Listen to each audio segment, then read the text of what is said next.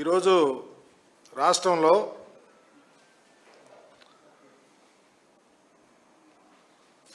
భూములు కావాలంటే ఎక్కడ పడితే అక్కడ ఫ్రీ. 99 పైసలకే భూమి, ఎకరా భూమి. అంటే ఈ రాష్ట్ర చరిత్రలో విశాఖపట్నం కానీ, కర్నూలు కానీ, రాజమండ్రి కానీ, తిరుపతి కానీ ఎక్కడైనా అత్యంత విలువైన భూములు కూడా పప్పు బెల్లాల్లాగా అయిన వాళ్ళకి కట్టబెట్టడం అంటే కూటమి ప్రభుత్వానికే చెల్లుతుంది.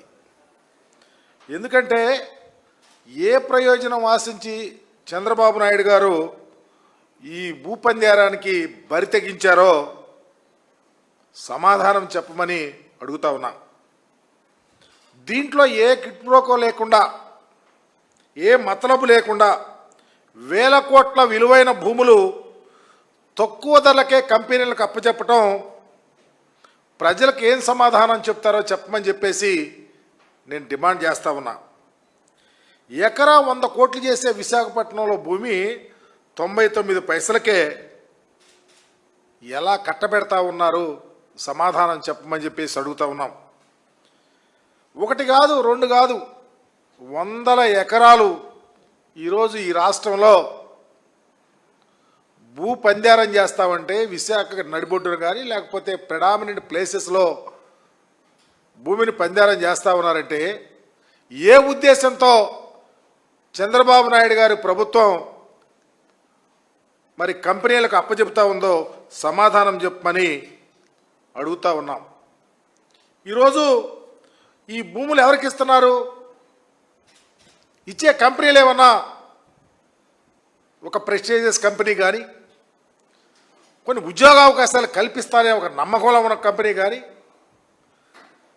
లేకపోతే బడా రియల్ ఎస్టేట్ కంపెనీలకి మీరేమైనా దారాదత్తం చేస్తూ ఉన్నారా? ఆలోచించమని అడుగుతా ఉన్నా. ఏ కంపెనీలకు మీరు భూములు ఇస్తూ ఉన్నారో. ఈరోజు ఐటీ కంపెనీలు పేరు మీద ఊరు పేరు లేనటువంటి, అక్కడ వర్క్ కూడా జరగనటువంటి కంపెనీలకు మీరు భూములు అప్పలంగా కట్టబెడతా ఉన్నారంటే దానిలో మతలబు చెప్పాల్సిన బాధ్యత ప్రభుత్వం మీద ఉంది.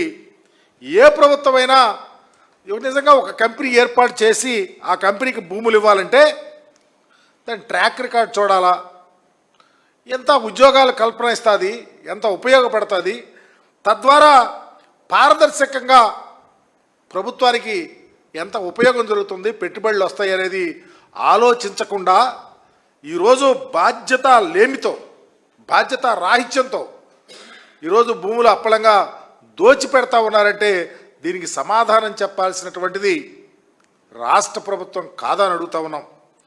ఈరోజు పర్టికులర్గా ఐటీ కంపెనీల ముసుగులో రియల్ ఎస్టేట్ వ్యాపారానికి తెరదీసి ఎకరా 99 పైసలకి ఇస్తా ఉన్నారంటే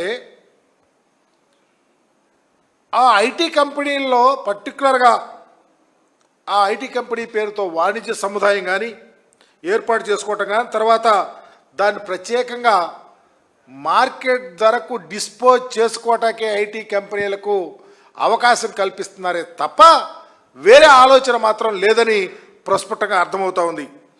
దీనికి తెలివిగా ఒకటేం చేశారు, లిఫ్ట్ అనే పేరుతో ఈ విలువైన భూములన్నిటినీ పందేరం చేయటానికి ఆస్కారం కల్పించారు. ఆ లిఫ్ట్ అంటే land incentive for tech hubs అని, దీని పేరు మీద అప్లై చేసుకోవటానికి అవకాశం ఐటీ కంపెనీలకు ఇవ్వటం. ఇది చరిత్రలో ఎప్పుడన్నా ఏ రాష్ట్రంలో కానీ జరగల. పర్టికులర్గా ఆంధ్రప్రదేశ్లో విలువైనటువంటి భూములు, ఉదాహరణకి ఈ రాష్ట్రంలో ప్రెడామినెంట్గా ఉన్నటువంటి భూముల్ని అవజేసే కార్యక్రమం రాష్ట్ర ప్రభుత్వం తీసుకుంది. ఆ కార్యక్రమంలో భాగంగానే 1-2 కొంచెం పేరున్నటువంటి కంపెనీలు తీసుకోవటం, ఆ ముసుగులో అసలు కంపెనీలు ఉన్నాయో లేవో తెలియనటువంటి వారికి అలాట్ చేయడానికి కూడా ముందుకొచ్చినటువంటి పరిస్థితిలో భాగమే విశాఖపట్నంలో వర్షా కంపెనీకి భూములు అలాట్ చేయాలనుకోవటం.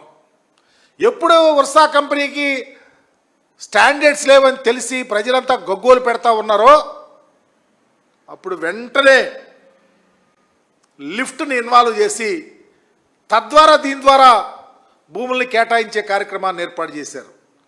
అసలు వర్షా కంపెనీ లాంటి సత్తా లేనటువంటి కంపెనీలకు మీరు భూములు పందేరం చేస్తూ ఉంటే రాష్ట్ర వ్యాప్తంగా ఉన్నటువంటి ఖరీదైనటువంటి భూములను కొల్లగొట్టాలని ఒక ఆలోచన తప్ప వేరొకట్లేదు. ఎందుకంటే మా ప్రభుత్వంలో మేము చూసాం, చాలా ప్రెస్టేజియస్గా ఎవరికన్నా భూమి ఎలా చేయాలంటే దాని యొక్క స్టాండర్డ్స్ ఏంటి, దాని యొక్క పరిస్థితి అని పరిశీలన చేసి ఆలోచించి పరిగణలోకి తీసుకున్న పరిస్థితి చూసాం. ఉదాహరణకైతే అనాదిగా ఎస్సీలకు ఇచ్చినటువంటి భూములు, ఎస్సీలు పండించుకున్న భూములు, ఉండే భూములు రాష్ట్ర ప్రభుత్వం ఒక కమిటీ వేసి ఇతర రాష్ట్రాలు వెళ్ళి అక్కడ రిపోర్ట్స్ తెచ్చి 20 years ఆ భూముల్లో ఎస్ఐనిదారులు ఉంటే ఒరిజినల్ ఎస్ఐస్కి భూములు ఇస్తుంటే దాన్ని గగ్గోలు పెట్టారు, మీరు దాన్ని ఆపారు, రకరకాలుగా మాట్లాడేటువంటి తీరు కూడా చూసాం.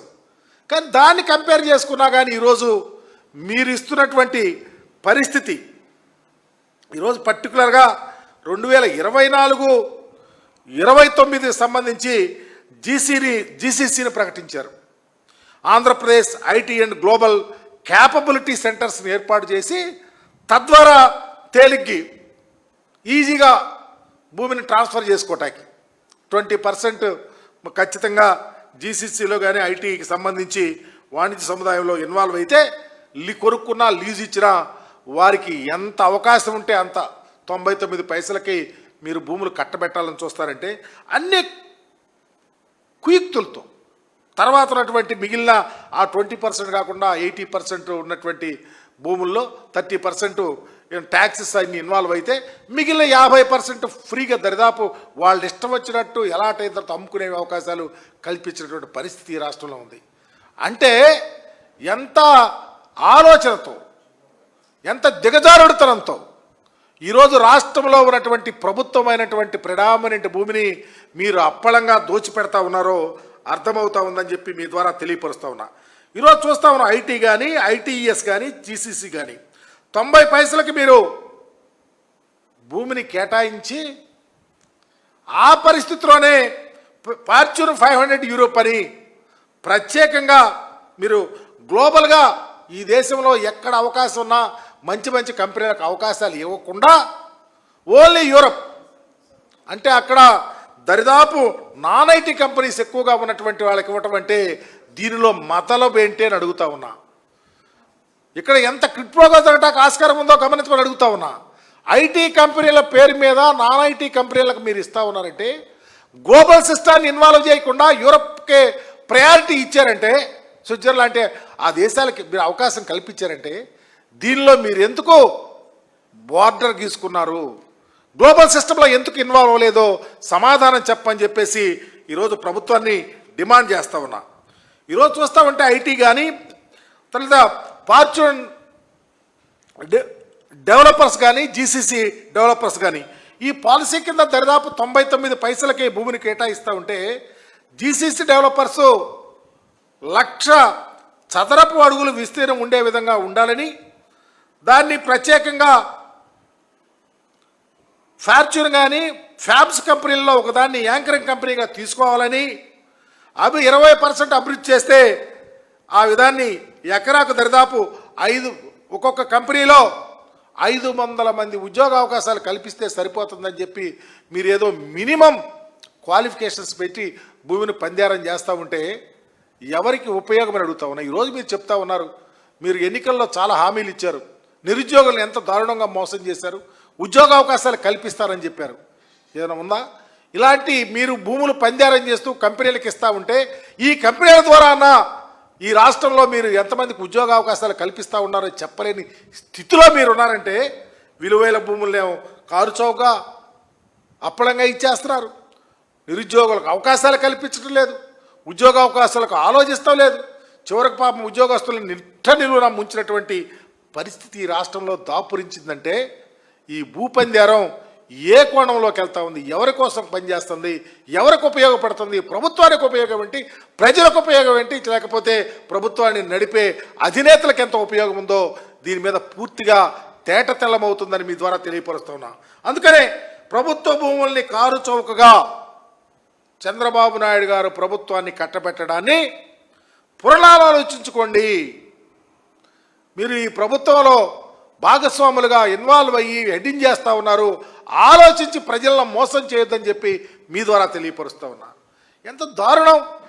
ఈ రాష్ట్రంలో ఉన్నటువంటి ప్రభుత్వ భూమిని అంతా అప్పళంగా మీరు మీ గుత్తేదారులకు, మీకు ఉపయోగం కలిగించే వాళ్ళకు మీరు అప్పళంగా కట్టపెట్టాలని చూస్తాం. ఎంతవరకు న్యాయమో చెప్పమని చెప్పేసి వైఎస్ఆర్ కాంగ్రెస్ పార్టీ తరఫున డిమాండ్ చేస్తూ ఉన్నా.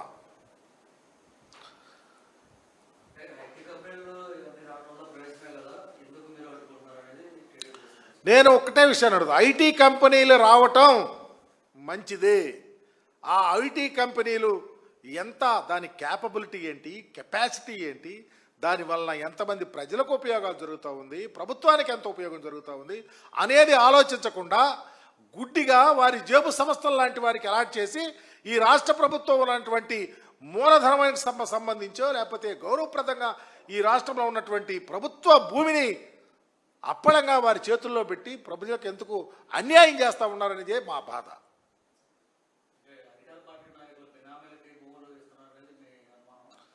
కావచ్చు, అధికార పార్టీ బినామీలకి ఇస్తూ ఉన్నారా, అధికార పార్టీ వాళ్ళకి చేతుల్లోకి ఏ డబ్బులు వస్తూ ఉంటే అందుతూ ఉంటే, లేకపోతే కిట్లోగా జరుగుతూ ఉంటే ఇస్తూ ఉన్నారా, లేకపోతే అధికార పార్టీ వాళ్ళకి ఏం ఉపయోగాలు జరుగుతూ ఉంటే ఈ భూమిని ఎలా ఇస్తూ ఉన్నారో ప్రజలు అర్థం చేసుకుంటూ ఉన్నారు. ఈరోజు అలాట్మెంట్ చేయడానికి రకరకాల కుయుక్తులు చేస్తూ ఉంటాయి. మినిమం క్వాలిఫికేషన్, మినిమం ఎలిజిబిలిటీ లేనటువంటి కంపెనీలను ప్రయారిటీలో తీసుకుని ఇవ్వటం అంటే, ఉదాహరణకి ఈరోజు ఇందాక చెప్పాను నేను, మరి పర్టికులర్గా మరి ఫార్చ్యూన్ 500 యూరోప్ వారిని ఇన్వాల్వ్ చేస్తూ ఉన్నారంటే అక్కడ ఐటీ ఏముంది, ఐటీ కంపెనీలో నాన్ ఐటీ కంపెనీల వాళ్ళకు కూడా భూములు ఇవ్వటం అంటే దానిలో మీ యొక్క ఆంతర్యం ఏమిటో చెప్పమని చెప్పేసి నేను అడుగుతా ఉన్నా.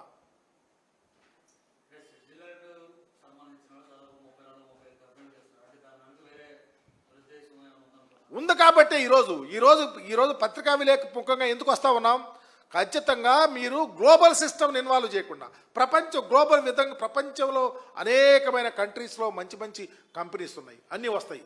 స్పెసిఫిక్గా మీరు యూరోప్నే ఎందుకు ప్రయారిటీలో తీసుకున్నారో చెప్పమని చెప్పి కూడా నేను అడుగుతా ఉన్నా.